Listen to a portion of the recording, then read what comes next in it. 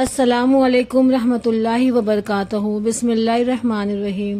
Video شروع کرنے سے پہلے میں اپنے رب کے حضور آپ سب کے لیے دعا کرتی ہوں۔ یا اللہ، جو ہاتھ اس وقت دعا کے لیے اٹھے ہیں یا جو دل اس وقت تیری رحمت کے امیدوار ہے، ان کی تمام جائز تمنائیں پوری فرما۔ اے اللہ تعالیٰ، جو بیمار ہے انہیں شفائے کاملہ عطا کر، جو بے روزگار ہے انہیں حلال رزق کے وسیع دروازے کھول دے، اور جن کے دل کسی بھی دکھ یا پریشانی سے بوجھل ہے ان کے دلوں کو وہ اطمینان اور سکون عطا فرما جو صرف تیری یاد میں ہے۔ الہی، ہماری خطاؤں کو درگزر فرما اور ہمیں صراط مستقیم پر چلنے کی توفیق دے، آمین یا رب العالمین۔ کیا کبھی ایسا ہوا ہے کہ آپ نے اللہ سے بہت گڑ گڑا کر دعا مانگی ہو لیکن جواب ویسا نہ ملا جیسا آپ چاہتے تھے؟ کیا کبھی دل اس قدر ٹوٹا ہے کہ لگا اب سنبھلنا ناممکن ہے؟ تو آج کی اس ویڈیو میں ہم بات کریں گے اس طاقت کی جسے صبر کہتے ہیں، اور جانیں گے کہ کیوں ہماری خاموشی اور ہمارا صبر اللہ کو سب سے زیادہ پسند ہے۔ ہم انسان ہیں، ہمیں ہر چیز فوراً چاہیے ہوتی ہے، ہماری فطرت میں جلد بازی ہے، لیکن یاد رکھیے، جس باغ کا مالی اللہ ہو وہاں پھول اپنے وقت پر ہی کھلتے ہیں۔ قرآن پاک میں اللہ پاک فرماتا ہے، ان اللہ مع صابرین، بے شک صبر کرنے والوں کے ساتھ اللہ پاک ہے۔ سوچئے، وہ رب جو پوری کائنات کا مالک ہے وہ آپ کے ساتھ کھڑا ہے، پھر یہ بے چینی کیسی، یہ خوف کیسا؟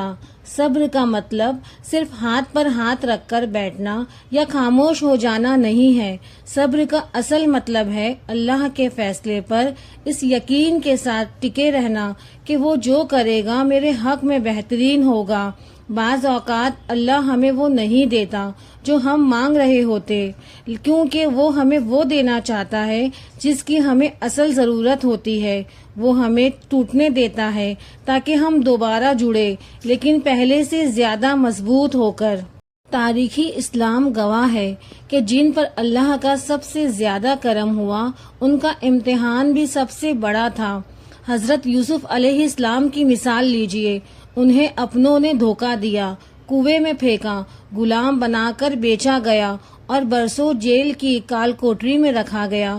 انسانی نظر سے دیکھا جائے تو یہ سب بڑی ناکامیاں تھی، لیکن اللہ کی نظر میں یہ تخت مصر تک پہنچنے کی سیڑھیاں تھی۔ اگر یوسف علیہ السلام کنویں میں نہ گرتے تو وہ قافلے کے ساتھ مصر نہ پہنچتے، اگر وہ قید خانے نہ جاتے تو بادشاہ کے خواب کی تعبیر نہ بتاتے۔ ان کا ہر دکھ دراصل ایک بڑی خوشی کا پیش خیمہ تھا۔ بالکل اسی طرح آپ کی زندگی بھی آج جو اندھیرا ہے وہ دراصل ایک بہت بڑے سویرے کی تیاری ہے۔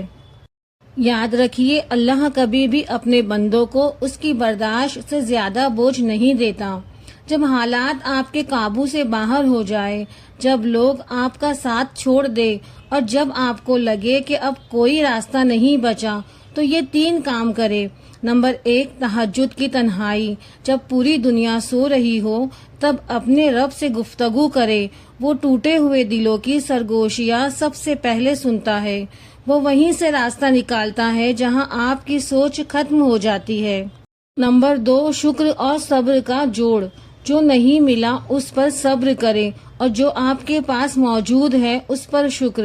یقین مانیے، شکر کرنے سے نعمتیں چھنتی نہیں بلکہ بڑھ جاتی ہے۔ نمبر 3، کامل توکل۔ اپنی پوری کوشش کرے، جتنا آپ کے بس میں ہے وہ کرے اور پھر نتیجہ اللہ پر چھوڑ دے۔ وہ بہترین کارساز ہے، وہ آپ کو کبھی رسوا نہیں کرے گا۔ یاد رکھیے کہ دنیا کی ہر چیز فانی ہے سوائے اللہ کی ذات کے۔ اگر آج کوئی تکلیف ہے تو یقین رکھیے کہ یہ بھی گزر جائے گی۔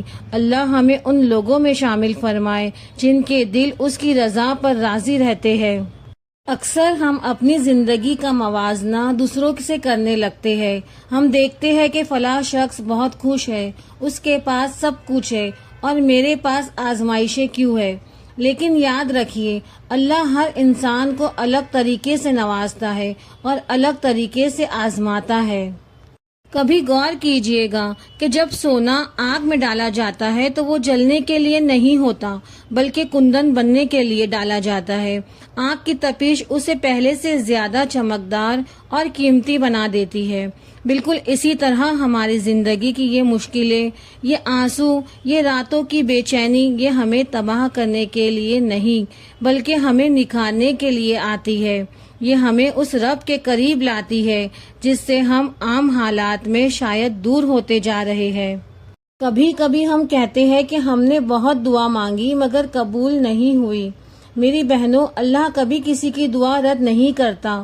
وہ یا تو وہ چیز دے دیتا ہے جو ہم نے مانگی ہے یا اس سے بہتر کوئی چیز عطا کر دیتا ہے یا پھر اس دعا کو ہماری آخرت کے لیے ذخیرہ کر دیتا ہے۔ سوچئے وہ ماں جو اپنے بچے کو آنکھ سے بچانے کے لیے تڑپتی ہے، اس سے 70 گنا زیادہ محبت کرنے والا میرا رب آپ کو کیسے اکیلا چھوڑ سکتا ہے؟ وہ تو ٹوٹے ہوئے دلوں میں بستا ہے۔ جب آپ تنہائی میں روتی ہے اور کسی کو نہیں بتاتی تب بھی وہ آپ کے ہر آنسو کو گن رہا ہوتا، وہ آپ کے صبر کے ایک ایک لمحے کا اجر لکھ رہا ہوتا ہے۔